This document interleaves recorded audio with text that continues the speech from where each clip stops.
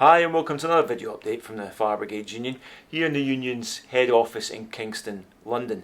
We're joined by FBU General Secretary Matt Wrack to discuss a white paper that's just been released by the Home Office called Reforming Our Fire and Rescue Service. Now Matt, first things first, for everyone watching out there, basically what is a white paper and what does this actually mean for us? Tam, a white paper is a mechanism for government to consult on an issue. So this is a consultation document about supposedly reforming the fire and rescue service. We need to bear in mind it covers England only, so the fire policy is devolved. So the Home Office covers oversees the fire service in England, so it doesn't directly affect Scotland, Wales and Northern Ireland. But in our view, this has clearly got UK-wide implications. There are a whole series of questions in there. And on a range of issues that invite responses, and then the government will assess those responses and come up with its next phase of what it intends to do about what's in the white paper. Okay, so it's basically the start of a process though, yeah. Now Matt, you've been through this document. I know the Union's Executive Council has also discussed it. So what are the themes in this paper? And look, should firefighters and firefighters control be concerned about what's in this document?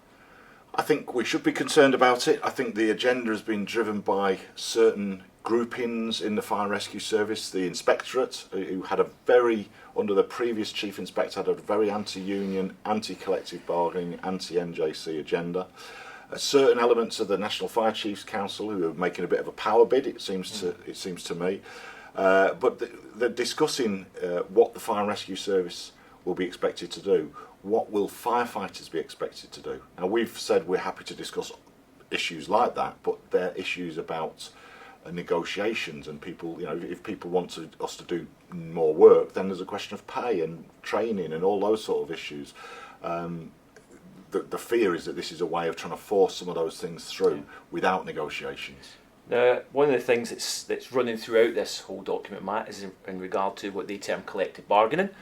Firefighters' contracts, of course, the Grey Book through the National Joint Council, negotiated with the trade union and employers. This document seems to hint at very serious reform, so I suppose for all of us watching, taking part in this, is collective bargaining now at threat once again in the fire service? Well, first of all, let's remind ourselves what collective bargaining is. It just means that we as a union can sit down with our employers and discuss the pay, terms, conditions, hours of work, leave, all those issues, so that people have a clear understanding in the workplace of what their rights are. That's what collective bargaining is about. And collective bargaining gives workers a voice at the table through their union. And clearly there are some people in the fire service who don't like it because they think the fire brigade union can obstruct things or demand pay rises or try and protect our members' contracts of employment. So it is under threat, it is challenged. I think some very false and unfair criticism set out about the response to the pandemic. I think we should be very proud of the work that we as a union did, but particularly our members did, in responding to the COVID pandemic. But that has actually been used as a stick to beat us with as part of this white paper. Yeah, there is a real contradiction in this document. It talks a lot about the agreements that were made through the COVID period, which we all lived through, and the fantastic work that our members then did as a result. But then criticises the body who actually made those agreements. I mean, it is a real contradiction in the paper, isn't it? Yeah, and I think what comes through it clearly is a view of some people that, for example, and they call it operational independence, that the chief officer should be able to simply say, I've identified a new bit of work and I'm now instructing you all to do it.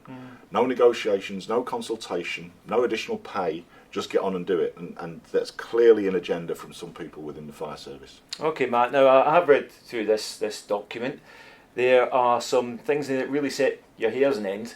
That talks about changes to firefighters' role maps, even changes to firefighters' duty systems, without firefighters really having a say in it. Is that a threat in this document?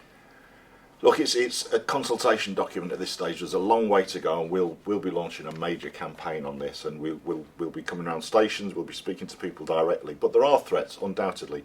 There are, as I say, people who think that firefighters should simply turn up to work and do whatever they are told by their chief fire officer. No rights, no negotiations, no bargaining. Simply do what you're told, and that's clearly not acceptable in this day and age. Okay, so just to be clear for the members watching, the union is going to have a strong voice in this process, yeah? Yeah, we will prepare a detailed response. We'll be going around the country, sitting down with members to discuss what they can do. We'll be lobbying members of Parliament, politicians, chief fire officers, putting them on a spot as to what they are going to be responding in the consultation process. So there's a lot we can do, and it'll be a key part of the next few months of our activity. Matt, thanks very much indeed. So very much the start of an ongoing process. For more updates on this document and indeed the union's work in a wider sense, you can go to our website, and that's www.fbu.org.uk, or for more immediate updates you can follow us on Twitter, that's simply @FBU National. So next time, thanks for joining us, and Matt, thanks very much. Thanks, Tam. Thanks all.